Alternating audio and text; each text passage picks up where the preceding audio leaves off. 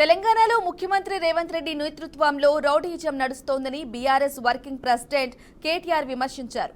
రుణమాఫీ చేయడం చేతగాక బీఆర్ఎస్ కార్యకర్తలు నేతలపై దాడులు చేస్తున్నారని మండిపడ్డారు. రాష్ట్రంలో ఎక్కడా పూర్తి స్థాయి రుణమాఫీ కాలేదన్నారు. నల్గొండ జిల్లా తిరుమలగిరిలో బీఆర్ఎస్ కార్యకర్తలపై కాంగ్రెస్ దాడి చేశారంటూ డీజీపీని కలిశారు. రాష్ట్రంలోని పరిస్థితులను వివరించారు. సీఎం సొంత ఊర్లో 2 మహిళా జర్నలిస్టులపై దాడి చేయడం హేయమైన చర్యగా అభివర్ణించారు. 50 మంది కిరాయి మూకలు కాంగ్రెస్ గూండాలు తాగిన మత్తులో అక్కడ స్థానిక పోలీస్ యంత్రాంగంతో కుమ్మక్కై ఆ నిరసన శిబిరం మీద దాడి చేసి ఆకస్మికంగా సుతిల్ బాంబులేసి గుడ్లు చెప్పులు రాళ్లు కొట్టి హింసాయుత వాతావరణాన్ని కల్పించే ప్రయత్నం చేసినారు. ప్రజాస్వామ్యంలో హింస సమాధానం కాదు కాబట్టే మా వాళ్ళు గమ్మున ఉన్నారు.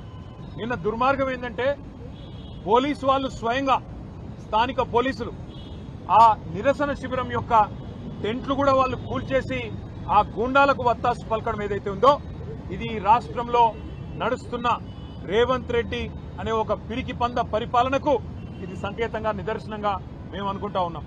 ఎందుకంటే ప్రజల్లోకి పోయి రైతులకు సమాధానం చెప్పే దమ్ము లేని దద్దమ్మ ఈ ముఖ్యమంత్రి.